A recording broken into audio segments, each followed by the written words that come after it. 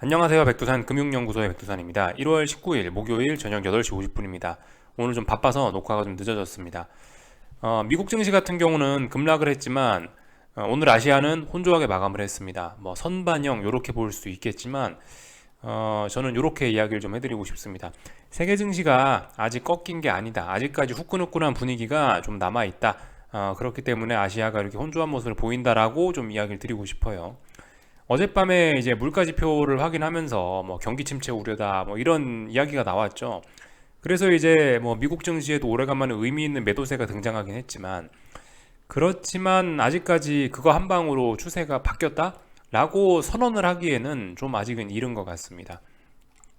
세계 증시가 아래쪽으로 본격적으로 꺾이고 이제 이제서야 좀 분위기가 좀 안 좋네라고 그런 이야기를 하려면은 제가 봤을 때는 지금 시장에서 가장 강한 친구들이 꺾여야 된다라고 생각하거든요.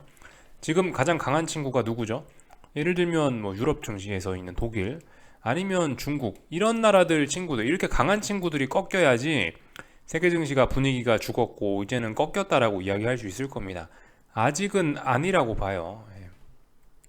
그리고 저렇게 강한 친구들이 지금 최근 2주, 올해 이제 19일밖에 안 됐지만 1월 19일이니까 지난 19일 동안 생각을 한번 해보시라고요.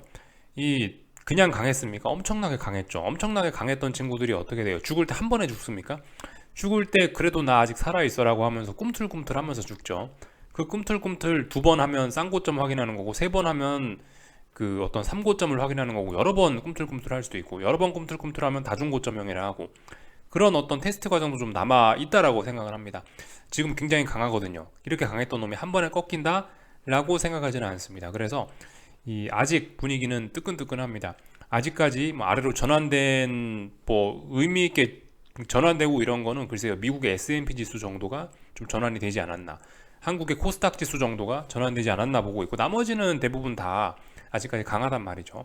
물론 현재 유럽은 지금 급락하고 있지만 그럼에도 불구하고 아직 이걸 가지고 꺾였다라고 하기에는 중요한 지지선은 또 지키고 있는 모습이라서 아직까지 세계 증시는 강하구나라는 거를 좀 인식을 해야 될 겁니다. 이 미국 증시 어젯밤에 이제 급락했다라고 표현했고 독일 증시, 뭐 유럽 증시 지금 현재 급락 중이라고 표현을 하는데 이거 급락 맞습니다. 이걸 뭐 이런 건 급락이라고 할 수 있는 거예요. 최근에 모습이 어떻습니까? 최근에 증시가 상승할 때 모습이 어땠나요? 뭐 독일 증시 한번 잠깐 예시로 봅시다. 최근에 흐름이 어땠어요?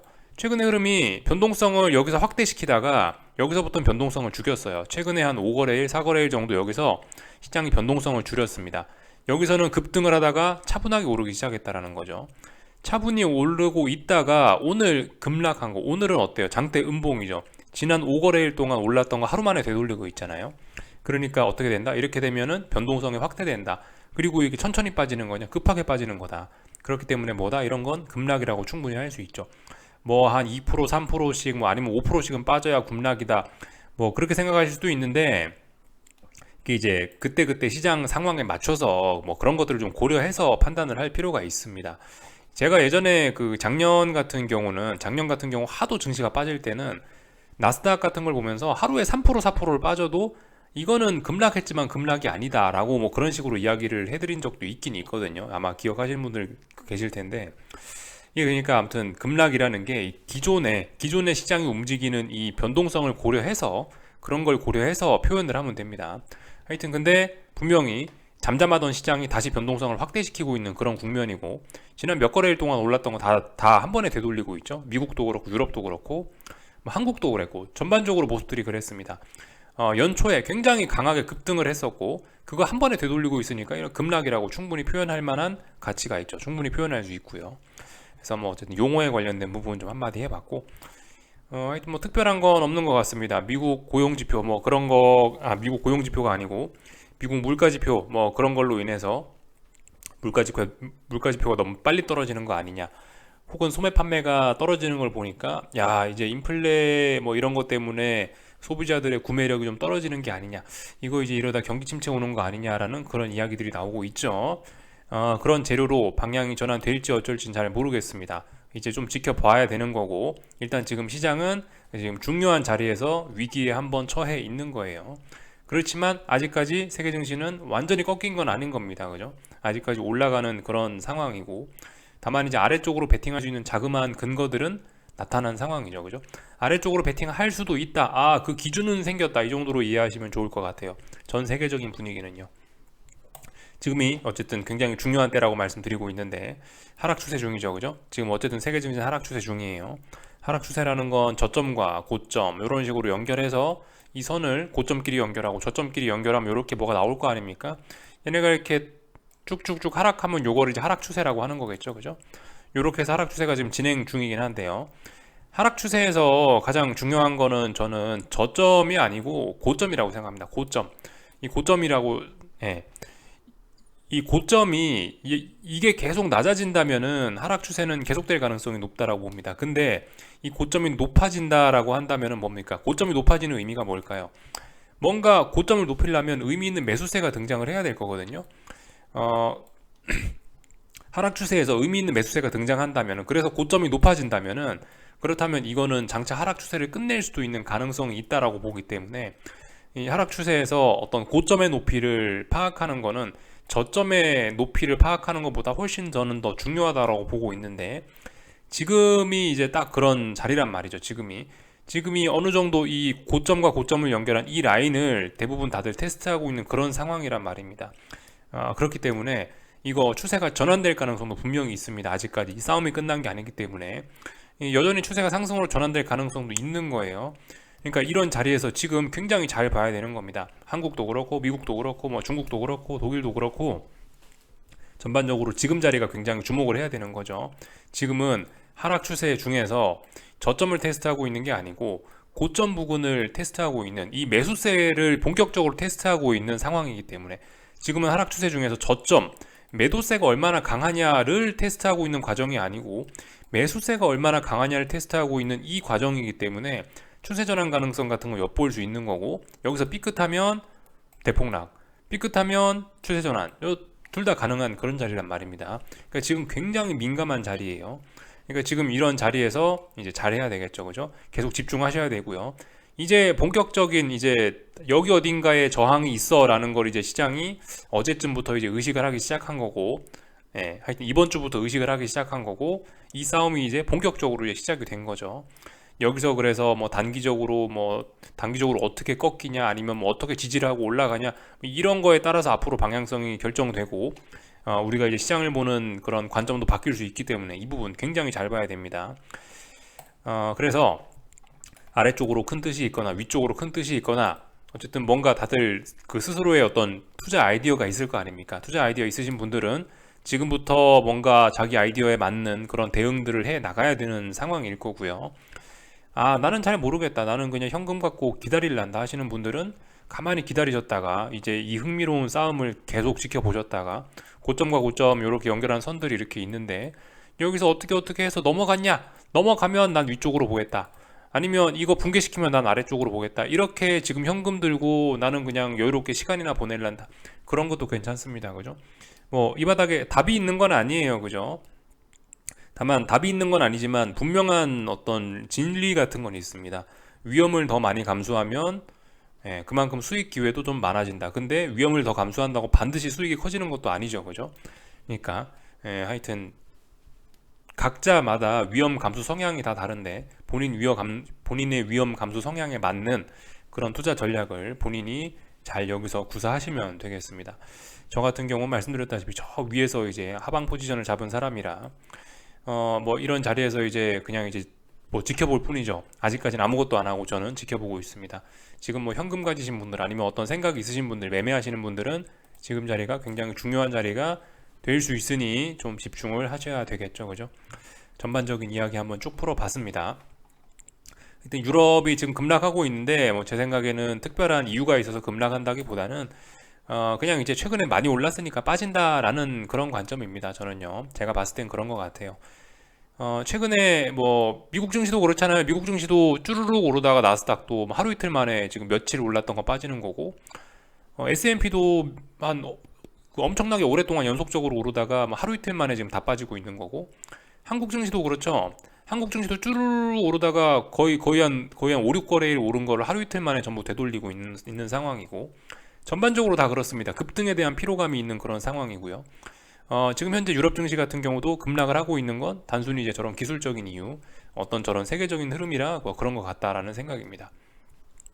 이런 상황에서 사실 이렇게 어떤 눌림 없이 올라온 증시 있잖아요. 이렇게 이번에 보시면 보통 뭐 주식이 올라간다라고 하면 이렇게 중간중간 눌림도 주고 이렇게 하면서 올라가는 경우가 많잖아요. N자로. 근데 지금 최근 상황 같은 경우는 보면은 이게 N자로 올라왔습니까? 물론 뭐 잘 찾아보면 N자긴 N자인데 사실상 이건 다이렉트로 그냥 쉬지 않고 올라왔다고 보는 게 맞겠죠. 그죠? 이런 상황에서는 사실 좀 약간 좀 어디 라인을 중요한 지지나 저항으로 잡고 어디를 붕괴시켜야 하락의 시작이다. 이런 걸 이야기하기가 좀 다소 좀 애매할 수가 있긴 있는데 저는 일단은 뭐 미국이든 유럽이든 일단 1월 11일 날 나왔던 이 봉을 전부 기준으로 보고 있습니다. 1월 11일 날. 이 봉을 끝으로 그 다음부터는 이제 잔잔한 오버슈팅, 변동성을 줄이면서 잔잔한 오버슈팅이 나왔고요. 지금 이 시장은 요 봉의 종가를 기준으로 해서 움직이고 있는 모습이긴 하거든요. 지금 이 봉의 종가, 그 자리가 독일 지수로 치면은 한 14,950 정도 되겠네요. 그죠? 그 자리를 붕괴시키면 이 독일 증시 같은 경우는 방향성이 아래로 전환됐다라고 할 겁니다. 근데 아직까지는 이건 그냥 상승 중 눌림에 불과하죠. 이런 건요. 저는 일단 그렇게 보고 있어요. 이게 이제 이렇게 그 어디부터 하락으로 전환됐다라고 볼 것이냐 그 기준에 관련해서는 솔직히 뭐 이건 정답이 저는 없다라고 보거든요. 그래서 뭐 예를 들어서 뭐 나는 더 위에 있는 라인을 기준으로 본다. 잘 보니까 여기서도 한 하루 이틀 개기지 않았냐. 나는 이 자리를 기준으로 볼랜다. 가능합니다. 가능해요. 뭐 불가능한 이야기 아니에요. 다만 이제 여기서 중요한 거는 뭐 기준을 뭐 내가 하락 전환의 기준을 여기로 볼까? 여기로 볼까? 여기로 볼까? 이게 중요한 게 아니고 본인이 예를 들어 어떤 기준을 딱 마련했잖아요. 그러면은 그 기준에 왔을 때 자기가 생각한 그대로 움직이면 됩니다. 행동을 해야 돼요. 행동을요. 뭐 기준을 여기로 잡든 여기로 잡든 여기로 잡든 어디로 잡든 간에 자기가 기준이라고 생각했던 그 자리에 오면은 자기가 생각했던 그 정확한 대응을 해야지 이게 의미가 있는 겁니다. 그래서 일단은 그죠? 뭐 제가 그냥 보편적으로 드릴 수 있는 좀 안전한 기준은 저는 이 자리라고 봅니다. 지금 현재는 살짝 붕괴가 되긴 했는데 뭐 이런 건 턱걸이 붕괴니까 뭐 일단 뭐 크게 의미를 두지는 않을게요. 좀 하루 이틀 좀 더 봐야 된다라고 생각을 합니다. 그래서 아직까지는 뭐 독일 증시 눌림의 관점이다. 이렇게 보고 있습니다. 이 정도 보면 될 것 같고 뭐 다른 나라들도 한 번씩 평상시처럼 좀 살펴보자고요. 중국 증시는 또 올랐죠, 그죠? 중국 증시는 지금 굉장히 잘 오르고 있습니다. 사실 이제 안 그래도 오늘 이제 밖에 좀 그 싸돌아 다니면서 괜히 이제 머릿속에 이런 생각이 들긴 하더라고요. 야, 중국은 사실 외부적인 요인, 국제적인 요인만 아니면 중국 증시는 지금 어쩌면 굉장히 좋은 상황이 아니냐라고 생각이 개인적으로 좀 들긴 들더라고요. 무슨 이야기냐면 이게 지금 이제 국제적인 상황, 그 예를 들어서 뭐 미국에서 긴축을 한다든가 유럽이 경제 위기가 온다든가 지금 사실 중국 내에는 저는 별로 그렇게 큰 문제가 없다라고 생각을 해요. 제 생각은요. 미국이나 유럽 같은 데가 지금 문제인 거고 한국이나 이렇게 뭐 부채가 많은 그런 데가 지금 좀 문제인 거지. 제가 봤을 때 중국 같은 경우는 그래도 사실 내부적으로 중국 내부만 보면은 그래도 제가 파악하고 있는 한에서는 그래도 좀 올해가 좀 기대가 되는 그런 나라인 것 같다라는 생각은 들더라고요. 제가 생각하는 중국의 좋은 점이 뭐냐면은 제가 생각했을 때는요. 이 딱히 뭐 미국 증시나 한국 증시나 뭐 비트코인처럼 이 예전에 버블을 만들지도 않았어요. 계속해서 오랜 박스권입니다. 계속해서 오랜 박스권이에요. 이런 게 사실 증시에 별로 피로감이 안 생기는 어쩌면 뭐 증시가 좀 그죠? 그러니까 그 예전처럼 이렇게 급등을 하면은 급락으로 이렇게 많이 피해를 볼 수도 있는데 최근에 보시면 결국 중국 증시는 박스권이거든요. 남들 버블이라고 해서 막 잔치할 때 얘는 잔치 안 했어요. 잔치 안 하면 숙취가 있을 수가 없습니다. 술을 안 먹었는데 숙취가 생길 수가 없죠. 그런 면에서 솔직히 뭐 중국 일단 증시 기술적인 내용은 일단 그런 점이 일단 좀 우호적인 면이라고 생각을 하고요. 또 그리고 뭐 최근에 있었던 이슈들 예를 들면 전염병 봉쇄 정책 완화했죠. 뭐 그런 것들도 중국 증시에 중국 경제에 도움이 되는 내용이라 할 수 있을 거고 사실 그리고 제가 중국에 관해서 뭐 가장 뭐 좋게 생각하는 점은 뭐 이거 경제적인 측면에서 봤을 때 그 뭐 중국 부동산 뭐 이런 문제가 분명히 심각하지 않습니까? 그죠? 근데 예를 들어 헝다 사태 생각을 해보세요. 이게 뭐든 그렇습니다. 뭐든 한 번에 참았다가 터트리면 문제가 커요. 증시 같은 경우도 어떻습니까? 이렇게 상해종합인데 삼각 수렴형 해갖고 힘을 모으고 모으고 모았다 빵 터트리면은 부작용도 크거든요. 그러니까 뭐든 단기간에 너무 많이 움직여버리면 이런 부작용이 클 수가 있는데, 뭔 이야기하다 이런 이야기 하냐면은, 예를 들면 헝다 이슈. 헝다라는 이름을 우리가 그 주식하는 사람들이 그 들어온 지가 몇 년이 됐나요, 벌써, 그죠? 헝다란 이슈, 이 큰 버블이 있었어요. 헝다란 큰 버블이 있었는데 이게 한 방에 빵 터진 게 아니란 겁니다. 몇 년에 걸쳐서 구멍 여기저기 찔끔 구멍을 뚫어가지고 바람을 천천히, 여기 있는 이 압력을 천천히 오랜 시간에 걸쳐서 빼내는데, 저는 뭐 거의 성공을 했다라고 생각을 해요. 뭐든지 큰 풍선이 한 번에 빵 터트리면은 시장의 충격도 클 수가 있습니다. 그러나 중국 정부가 하도 어떻게 하는 바람에 이 바람이 천천히 빠져나갔죠.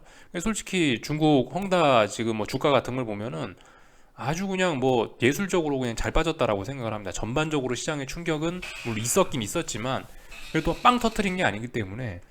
그러니까 지금 제가 이제 어쨌든 헝다에 관련된 이야기를 했는데, 헝다가 약간 좀 대표적인 사례일 거고, 하여튼 중국 같은 경우는 그래서 남들 버블 잔치할 때 나름 좀 이렇게 보시면 박스권을 만들면서 자기네들 어떤 내부에 있는 그런 좀 불안한 점들을 어느 정도 좀 잘 관리했다라고 생각을 해요. 그래서 그런 점들은 제가 봤을 때 중국이 굉장히 좋은 점이긴 하다. 그래서 뭐 만약에 이제 지금 세계적으로 파월 의장님이 인플레 잡는다고 그러지만 않았고 유럽에서 그 경기 침체 우려 이런 것만 없었더라면은 중국 뭐 괜찮을 수 있겠다라는 생각이 뭐 들긴 들더라고요. 뭐 정치적인 문제나 뭐 이런 건 다 떠나서 어쨌든 그런 이슈들 때문에 중국은 좋을 수도 있겠다라는 생각을 뭐 한번 해보긴 했습니다. 아무튼 뭐 그렇다라고 해서 뭐 지금 뭐 중국 증시를 매수하자 뭐 그런 걸 이야기하는 건 아닙니다. 그죠? 하여튼 뭐 중국 증시를 둘러싼 여러 가지 금융시장의 여건들도 좀 좋아진 면들이 있기도 하고, 가만 생각해 보니까 최근에 미국 10년물 국채 금리가 엄청나게 떨어지면서 중국과 미중 금리 차도 많이 줄어들면서 위안화도 강세나고 있단 말이죠. 그러니까 이런 것들 보면은 사실 뭐 중국이나 이런 나라들이 어쩌면은 생각보다 지금 투자할 여건은 좋을 수도 있어요. 그러나 우리가 예를 들어 뭐 중국에 투자한다라고 했을 때 우리가 중국만 보고 투자를 할 수는 없죠, 그죠? 예를 들어 뭐 중국에 투자한다. 중국에 투자하는데 미국이 불황이 왔다. 그럼 어떻게 되는 겁니까? 그럼 결국 중국도 물 말아 먹는 거예요, 그죠? 예를 들어 뭐 유럽이 콜록콜록 한다. 중국도 그러면 아무래도 마냥 좋을 수만은 없어요. 그런 것들을 좀 우리가 생각을 해볼 필요가 있긴 합니다. 지금 세계적으로 아직 이제 미국이 계속 긴축을 한다 그러고 있어서 분위기가 좀 안 좋은 편이긴 하죠. 그래서 그런 것들을 좀 고려해 볼 필요가 있겠다라고 생각을 합니다. 그래서 뭐 중국이 뭐 제가 생각하는 좋은 점들 뭐 몇 가지 어떻게 하다 보니까 좀 이런 이야기 하게 됐는데, 하여튼 뭐 투자에 참고하셨으면 좋겠습니다. 좀 주저리 좀 이야기가 길었는데, 하여튼 뭐 중국 증시 잘 오르고 있고요. 뭐 그렇다고 뭐 계속해서 중국 증시 올라간다고 보냐 뭐 그런 건 아닙니다. 위쪽에 저항들이 너무 많고 이 박스권이 너무나 두텁기 때문에 솔직히 쉽지는 않을 것 같아요. 그리고 세계 경기가 좀 그렇기 때문에 하여튼 근데 계속해서 올라가고 있다, 그죠? 세계 증시 꺾이는 거 쉽지 않다. 아직까지 꺾인 거 아니다라는 거. 다만 이제 꺾일 가능성이 있다. 그리고 위쪽에 저항 이런 것들이 워낙 많기 때문에 넘어간다라고 보장할 수 있겠냐? 아직 알 수 없다라는 거죠, 그죠? 그렇기 때문에 우린 집중해야 된다. 이런 점을 다시 한번 좀 더 강조해서 말씀드려봤습니다. 뭐 일본 증시 같은 경우도 뭐 보시다시피 뭐 일단은 미국이 하락했으니까 하락했다. 개인적으로 이렇게 보이고 있습니다. 특별한 건 없고, 일본도 어제 뭐 BOJ 그랬는데 계속해서 어떤 그런 불안감은 뭐 이어지고 있는 거죠, 그죠? 그러니까 여기저기 일본 같은 경우도 솔직히 상황이 그렇게 막 좋은 건 아니고, 그러니까 이런 저런 점들이, 이런저런 해외의 불안감들이, 그죠? 뭐 이런 점들이 좀 있기 때문에 지금 거시경제적으로 하여튼 전반적으로 그 경제 상황이 증시에 우호적이지는 않죠. 그래서 우호적이지 않기 때문에 뭐 특정 국가가 좋을 수 있지만 전 세계적으로 안 좋으면 그 나라만 또 좋기도 어렵고, 그런 점들을 우리가 생각해 봐야겠다 말씀을 좀 드려봤습니다. 한국 증시 좀 잠깐 보자면요. 지금 이제 그 아직 중요한 라인을 붕괴시킨 거 아닙니다. 그죠? 선물요. 코스피 선물 312 아직 붕괴시킨 거 아니죠. 그러니까 이거 지금 아직까지 강한 거예요. 이거 아직까지 눌림인 겁니다. 아직까지는요. 다만 이제 이렇게 생각해 볼 수가 있겠죠. 이번에 어딘가 저항도 분명히 확인했습니다. 그죠? 선물이 317, 318 정도 저항도 확인했어요. 자, 그렇다면 310이라는 자리가 중요한 지지선이고, 지지선인 걸 일단 확인했고, 당연히 지지하는 게 자연스러운 그런 자리고, 지지했어요. 지지했으면 이제 이번에 올라가는 게 자연스럽겠죠, 그죠? 지지했으니까 올라갈 겁니다. 올라가는데 이번에 만약에 여기 317, 318을 못 넘어가면 분위기 또 더러워지는 거죠, 그죠? 넘어가야 위쪽으로 가는 겁니다. 이번에 여기 있는 317, 318 못 넘어가면 문제가 심각해질 수 있습니다. 318이라고 할게요. 318 못 넘어가면 큰일 날 수 있다. 그래서 이제 하방을 보시는 분들이 보셔야 되는 건 뭐냐, 이 주변에서 혹시 단기적으로 뭐 쌍고점이나 이런 걸 만들어낼 수도 있는지 우리 그런 여부 좀 잘 봐야 될 겁니다. 일단 아직까지는 뭐 눌림의 관점으로 보는 게 맞긴 맞는 거고요, 한국 증시는요. 다만 이제 그죠, 하락은 일단 얼추 끝난 것 같고, 그럼 이제 위로 올라갈 건데, 위로 올라갔을 때 어딘가 넘지 못하면 318 넘지 못하면 그것도 분위기 더러워진다는 거. 그러니까 뭡니까, 지금 318이라는 자리는 아래쪽으로 보시는 분들이 만약에 시장이 이번에 꺾인다라고 하면 318이라는 자리는 절대 넘어서는 안 되는 그런 자리가 되겠죠. 318을 기준으로 해서 반등시 매도 전략 해볼 수 있겠죠. 만약에 여기서 이제 나는 쌍고점으로 꺾인다라고 생각하시는 분들은 이렇게 증시가 반등이 올라오면 반등시 매도 전략 해볼 수 있겠죠, 그죠? 뭐 이런 이야기 해드리면 될 것 같고요. 그래서 지금까지 아직은 뭐다? 아직은 그냥 자그마한 기준이 있는 거예요. 아래쪽으로 볼 수 있는 자그마한 기준이 있고, 뭐 그런 상황입니다. 그리고 그 계속해서 뭐 나는 추세 상승 전환한다라고 생각하시는 뭐 대세 상승론자분들 충분히 그런 생각 가능합니다. 가능한데 그런 분들 같은 경우 계속해서 지금 주식을 팔아야 될 이유가 없는 거예요, 그죠? 310이 붕괴 안 됐잖아요, 그러니까 만약에 나는 대세 상승 할 거다라고 생각해서 밑에서부터 주식을 모았다면 지금은 계속해서 수익 누적시킬 때입니다, 그죠? 이렇게 하여튼 계속해서 버텨보세요. 312만 붕괴만 안 되면 계속 위쪽으로 올라갈 수 있습니다, 그죠? 그렇지만 이번에 318 넘어가야 그것도 또 이제 의미가 있어지는 거고, 그래서 지금은 굉장히 좀 민감한 때입니다. 뭐 민감한 때라고 뭐 긴장하고 맨날 그러고 있을 필요는 없고, 하여튼 시간 잘 보내시라는 말 뭐 드리고 있습니다. 계속해서요. 하여튼 코스닥도 그죠? 아직까지 뭐 중요한 지지선, 중요한 저항 돌파 한장 못했습니다. 중요한 저항은 990으로 보는데 아직 뭐 987이니까 반등시 매도 전략 할 수 있고요. 이 정도 보면 될 것 같습니다. 재밌는 게 변동성 지수가 계속해서 지금 이제 튀어 오르면 누르고 튀어 오르면 누르고 튀어 오르면 누르고 튀어 오르면 눌러가지고 음봉만 쭈루시 나오고 있는데 17 부근에서 뭐 일단 뭐 죽을 것 같은데 잘 죽지는 않습니다. 신기한 게요. 죽어야 될 때 죽지 않으면 또 튀어 오르는 게 또 어떤 논리이긴 하거든요. 그게 시장의 논리이긴 하거든요. 튀어 오를 수 있는지 그런 여부들 계속해서 저런 것들 좀 잘 보시면 좋을 것 같습니다. 지금은 그냥 이제 뭐 마음 편안하게 지켜보는 때입니다. 조만간 이제 시장이 어떤 결론을 주겠죠, 그죠? 그러면은 이제 그 결론에 따라서 우리가 움직이면 된다. 뭐 증시 올랐으니까 원화 강세 나오는 거 자연스럽죠. 특별히 이상한 거 없고 하여튼 짜불짜불 원화 강세 진행되고 있습니다. 아직까지 그러니까 증시가 강하다는 거죠. 그래서 요 정도 내용 한국 증시 보면 될 것 같고요. 삼성전자 봐도 그렇습니다. 지금 중요한 저항 다 돌파한 차겠죠. 더 오른다는 이야기예요. 아직까지 뭐 강하다 이런 점들 볼 수 있겠습니다. 삼성전자가 오늘 사실 시장 지 혼자 다 끌어올린 거고, LG에너지솔루션은 좀 이제 시장을 끌어내리긴 했으나 뭐 0.4%밖에 안 빠졌으니까 시장을 공격적으로 끌어내리진 못했겠죠, 그죠? 삼성전자 지 혼자 2% 올라서 지수 끌어올렸다. 상승 내용이 뭐 일단 그렇게 좋은 것 같지는 않습니다만 일단 근데 중요한 지지선은 지키고 올라가고 있는 거니까 일단은 뭐 올라가는구나 봐주시면 될 것 같고요. 오늘 밤 미국 증시는 이제 그 지지선들 싸움 잘 보시면 되겠죠. S&P는 이제 1월 11일 날 나왔던 그 종가 자리, 그 자리 붕괴시켰기 때문에 강력한 매도세 등장했고, 일단 이제 반등시 매도 전략 할 수 있다. 방향 꺾였다라고 이야기를 했고요. 근데 3900이라는 자리가 지지선이라고 말씀드렸죠. 3900 지지선이고 아래쪽으로 3800도 지지선이 있습니다. 그런 자리들. 반등시 매도 전략 되고요. 나스닥은 근데 아직 아닙니다. 그죠? 나스닥 같은 경우는 이제 종가상으로, 오늘 종가상으로 여기 11월 11일에 나왔던 종가 11,480 이 자리를 붕괴시켜야 되는데, 뭐 지금 이건 아직 미국장 본장 개장한 거 아니니까 본장 개장하고 나서 오늘 이제 그 싸울 겁니다. 그 자리 싸워서 종가상으로 완전히 이렇게 붕괴가 되면 그럼 이제 아래쪽으로 방향 전환 된 거라고 보고 거기에 맞춰 하면 되겠죠. 아직은 아닙니다. 아직은 지금 미국장 개장도 안 했으니까 이런 건 이런 건 지금 큰 의미 없다고 생각하고요. 뚜껑은 열어봐야 아는 겁니다. 그죠? 아래쪽 지지선은 뭐 11,250 이런 자리에 있고요. 그래서 특별히 이야기할 건 없고, 뭐 맨날 보던 그거 계속해서 주목하시면 됩니다. 변동성 지수가 다중바닥형 만들고 22.8인가를 돌파한작하면서 추세 전환 될 건지 계속해서 지켜보시고요. 뭐 달러 인덱스가 계속 요즘 짜불짜불 죽고 있는데 언젠가 이렇게 이제 위쪽으로 올라오는 계기가 있지 않을까, 짜불짜불 하는 거, 뭐 이런 것들 잘 지켜보시면 되겠고, 그리고 10년물 국채 금리는 그 추세 전환 됐죠. 추세 전환 됐으니까 이제 이걸 기준으로 해서 어제 나온 음봉을 기준으로 해서 반등시 매도 전략 계속해서 하시면 되겠죠. 그죠? 뭐 요 정도 살펴보면 될 것 같습니다.